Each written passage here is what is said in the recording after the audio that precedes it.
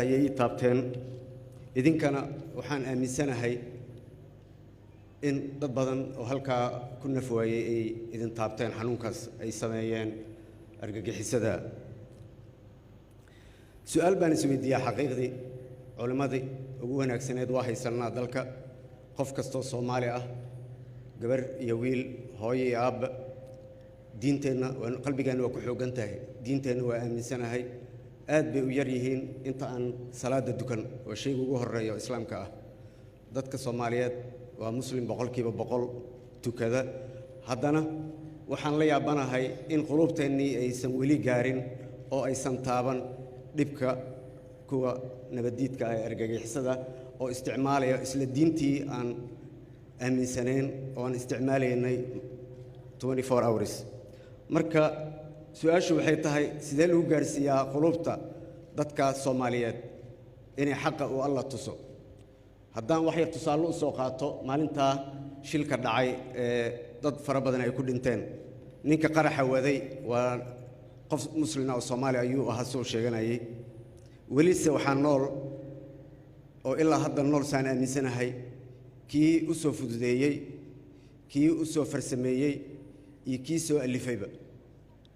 wali waa nool yihiin aaminsanahay walina way nagu dhex jiraan walina kama danqanaynayno hooyooyinka Soomaaliyeed waa ku carruur waayeen carruurtii Soomaaliyeedna waa ku aabba waayeen maalintaas iyo maalmo kale oo la mid ah tiradaba ha yaraatee oo ka dhacay dalka oo dhan gaar ahaan magaalada Muqdisho halkan waxaan rabaa in aan culimada Soomaaliyeed fariin uga diro waa runtood diinta waa aabihii na soo gaarsiiyay culimadeena waa shuyuuqdeena Allah nagu anfaco ducadii weyneed oo soo jeediyay oo qalbigayga taabatay in badan oo idin kamid ah qalbigiina ay taabatay oo shiical dheer soo jeediyay horta Allah ay nagu anfaco culimada doorkooda ugu weyn waa run waxa loo baahan yahay inta badan maalmaha jimcada inta badan maalmaha muxaadarooyinka la qabo inay dadka waaniyaan inay dhalinyarada waaniyaan inay hooyooyinka waaniyaan ay tusaan macnaha diinta iyo diinta waxa ay farayso iyo waxa ay ka tusayso dhibka ay leedahay argagixisada oo ay ku hayaan shacabka waxa kale oo uu sheekha hadaaya taabtay waa run diintu waa diinteennii waa jecelnahay haddana madaaristeenu meelaha ay ku yaalaan waa wadooyinka dhexdeeda ay ku yaalaan oo qiimo noogu fadhiyaan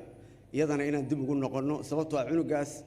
yaraanka markuu quraanka baranayo hadduu arko meesha uu ku baranayo inaysan munaasab ahayn diinta qalbigiisa kuma xoogaysanayso taas waa muhiim waay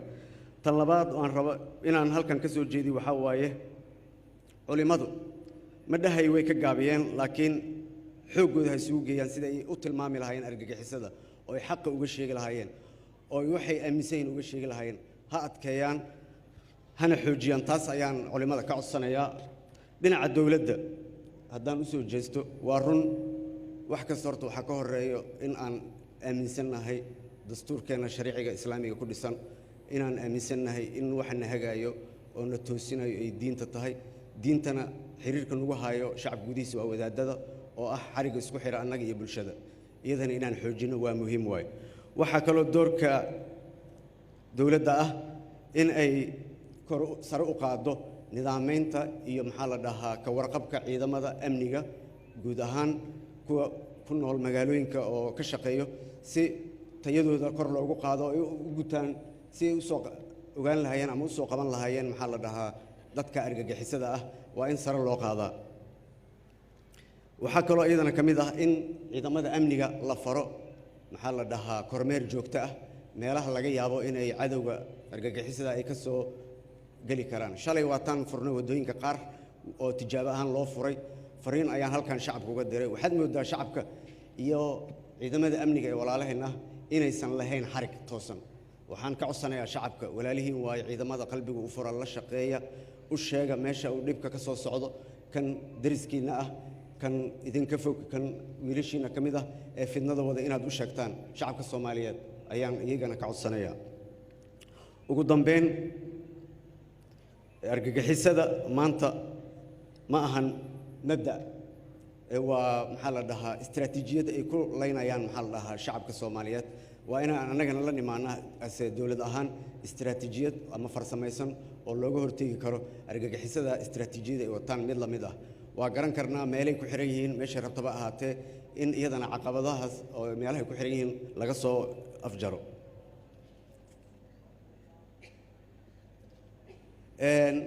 argagixisada inta badan hadda waa aragteen dhibabka ugu waaweyn waxay isticmaalaan gawaaridaas waa laga kireeyaa ama qof walaal ah siiyo ama qof maxaa la dhahaa ehel ah ayay ka soo qaataan. marka waa inaan iyagana xoogga saarnaa oo gawaaridaas aan wasaaradda dowladda ahaan aan xoogga saarnaa sidii gawaaridaas loo samayn lahaa maxaa la dhahaa center laga ogaado cidda kow laheed cidda labaad cidda saddexaad ilaa laga helo meesha ay ka timid arrintan si loo soo daba jaro. gunaanadkii waa mahadsan yahay wasiirka iyo wasaaraddiisa awqaafta iyo arrimaha diinta oo garabkayga bidix taagan. mahad ayaan u soo jeedinayaa sababtoo ah maanta ducadan halkan ka dhacday iyagaa soo diyaariyey. ilaahay ajar ha ka siiya inta dhimatayna ilaahay maalinta iyo maalmihii kale waxaan ilaahay uga baryayaa naxariistii janno inuu ilaahay ka waraabiyo. aad ayaa u mahadsantihiin dhammaan aan ilaahay barino waa mahadsantihiin. wasalaamu calaykum waraxmatullaahi wabarakaatu.